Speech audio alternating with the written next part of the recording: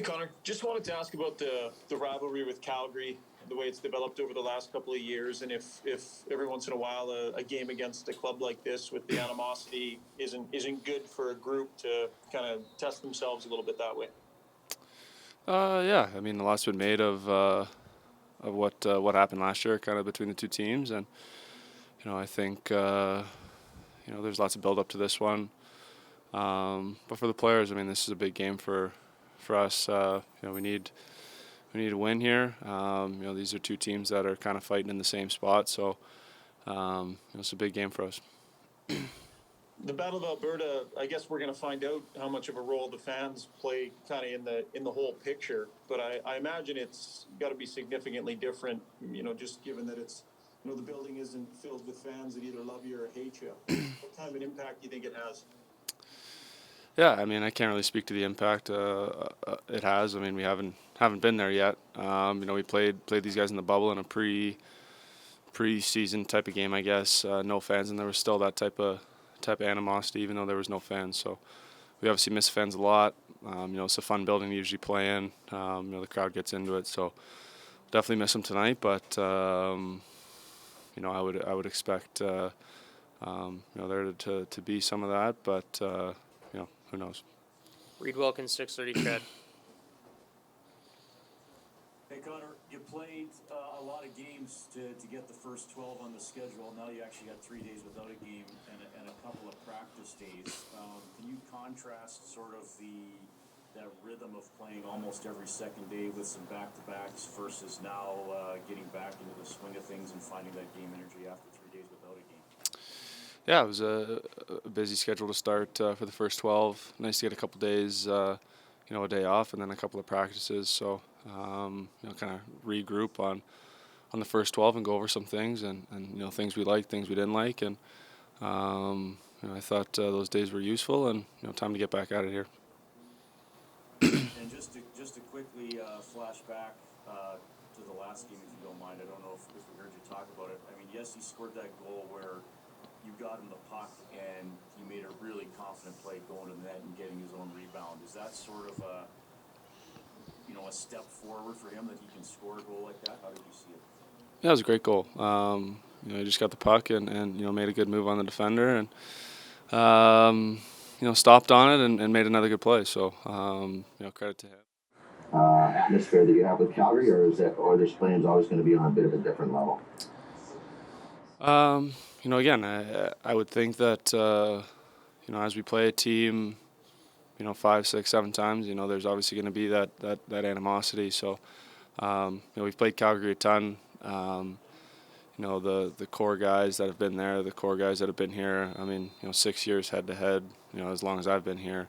So that's a lot of games. So it's already kind of there. But I would think as the season progresses and teams get more and more desperate and games are playoff-like games, I think you could definitely see that, yeah. Just in your time here, how has Oilers Flames evolved over the years? How has it changed? I know the teams are better. There's more at stake now. Does that impact what happens up there? Yeah, for sure. I mean, I've been a part of Oilers Flames games where, they really matter and the games are crazy and all that. And I've been a part of Oilers Flame games where nothing happens at all and it doesn't really matter who wins or loses. So it's definitely better that we're at a place where the two teams are better and the games matter and they're important again. So that's it's fun to be a part of. Derek Van Diest, Post Media. Hey, Connor. Excuse me. I just want to ask you about the importance of the power play in games like this. Usually when your power play is clicking and you're able to score goals, that kind of keeps the chippiness and the stupid stuff, after the whistles kind of at bay. Do you consider that an importance here to kind of keep things from going off the rails? If you guys can score on the power play, it will probably keep, them from doing that stuff that they try to do to get under your skin after whistles and stuff. Yeah, I mean, I think a good power play is always a good way to have team defense. In terms of that stuff, if they want to do that stuff, I mean, we got a good power play. We can put the power play on the ice and see what happens. So, if that's what they want to do, but yeah, it definitely helps to have a good power play. Final question, Tony Brouwer, Oilers TV.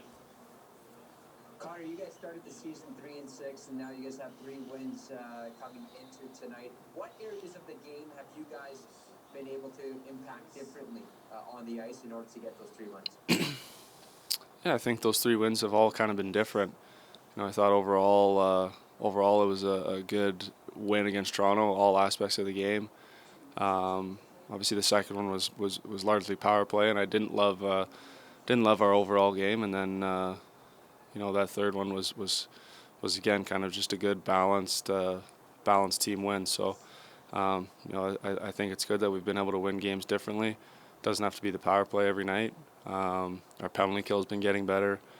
5-on-5 I've liked, so a lot of positives heading into tonight, but it's been a couple days off and we're going to need to find our game early here. Yeah.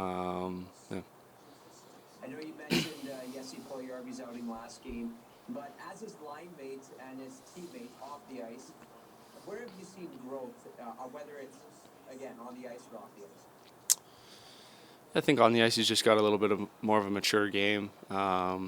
He's hard on pucks, forechecks well, wins puck battles. Some of the things that I think was maybe lacking in his game before. He's definitely put in the work and rounded out his game.